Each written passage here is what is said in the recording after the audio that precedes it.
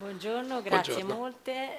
Mi presento anzitutto, sono responsabile dell'ufficio che segue al Ministero degli Esteri dal 2020 l'attività di indirizzo, controllo e vigilanza su ICE Agenzia, quindi la nostra agenzia che è il punto d'ingresso nei mercati internazionali e nel commercio estero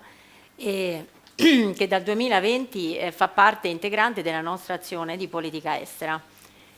Sono molto orgogliosa di essere presente oggi perché abbiamo qua, siete voi, una delle 4A del Made in Italy, quindi abbiamo l'abbigliamento, l'arredo, l'agroindustria, ma abbiamo l'automotive come quarta, prima e ultima A, dico io. Abbiamo parlato proprio prima con il collega giornalista e ragionando io direi che vengo da una categoria, quella diplomatica, che fa un po' il vostro lavoro, cioè tutto quello che non si vede nel meccanismo. Siamo noi, quindi mi sento un po' vicina alla vostra attività come produttori appunto di quelli che sono i pezzi delle macchine e di tutto quello che è l'automotive e che rappresenta poi un asse portante dell'Italia come seconda manifattura europea. Noi ne siamo orgogliosi e le nostre ambasciate e consolati nel mondo, che sono ormai 220, cercano di rappresentare al meglio e dare visibilità anche a voi tutti i giorni nel lavoro quotidiano.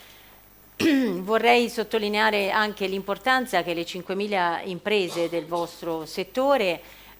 siano anche forti esportatori. In media il 50% di quello che producono queste imprese va all'estero e con punte fino al 90% della produzione. Questi sono dati per noi preziosissimi, questa è la ragione perché ci dà molta motivazione nel lavoro che facciamo tutti i giorni, questo lo voglio sottolineare e in particolare il Vicepresidente del Consiglio e Ministro degli Affari Esteri tiene moltissimo ai numeri delle nostre esportazioni. Come sapete nel 2023 abbiamo raggiunto i 627 miliardi di euro, ma prossimamente ci ha dato un nuovo obiettivo a tutti quanti e lo presento anche a voi perché lo ha già ripetuto tante volte, i 700 miliardi, la nostra prossima meta. Vorremmo arrivare lì e lo vogliamo fare insieme attraverso uno strumento che la diplomazia italiana ha messo a vostra disposizione, che è la diplomazia della crescita, cioè un fare sistema, il mettere insieme i pezzi del mosaico. È quello che cerchiamo da fare da Roma e nelle nostre sedi estere con voi, con gli imprenditori, con le associazioni di categoria.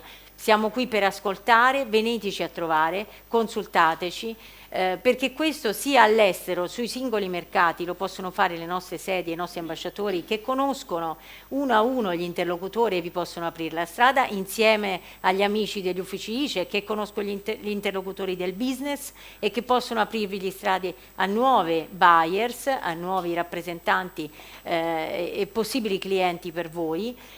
Occorre però che voi gli diate gli input necessari per poter svolgere in maniera efficiente e efficace la loro azione nel mondo. Quindi piena disponibilità e apertura da parte nostra. Che cos'è la diplomazia della crescita? Noi cerchiamo di mettere insieme tutti gli strumenti degli attori del sistema Italia che sono ICE, che ho già menzionato, ma anche SACE, SIMEST, CDP, che hanno gli strumenti necessari dal punto di vista finanziario per accompagnare l'impresa che vuole esportare all'estero più nel lungo periodo, quindi vuole fare un joint venture, vuole magari aprire dei crediti per potenziali nuovi clienti, avere maggiore fiducia in mercati dove ancora non ci siamo affacciati. Queste istituzioni sono lì per voi e noi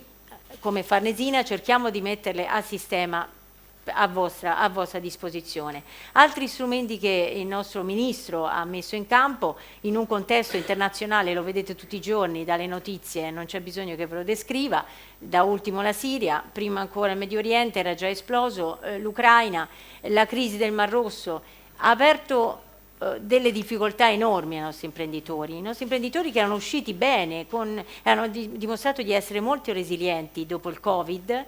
e questo io credo sia dovuto alla dimensione non eccessiva delle nostre imprese. Lo so che alcuni dicono degli economisti che questo è un nostro difetto, per me è un valore aggiunto, è la ragione per cui riusciamo ad eccellere in oltre 300 settori produttivi diversi nell'export. Lo facciamo perché siamo piccoli anche, quindi è la nostra debolezza, ma dal nostro punto di vista è anche un punto di forza da portare a sistema con gli altri. Se portato a sistema in maniera adeguata può portare a dare dei prodotti più qualitativamente in grado di competere a livello internazionale e in grado di rispondere al meglio alle esigenze tailor-made del cliente. E quindi su questo che noi vogliamo contare e vogliamo facilitare laddove ci sono delle difficoltà. Per questo sono stati istituiti dei tavoli di ascolto da parte del Ministro degli Affari Esteri italiani, da ultimo sull'impatto delle sanzioni della Russia, ma anche sulla crisi di Suez, per effettuare degli interventi che siano il più possibile mirati in risposta alle esigenze delle imprese.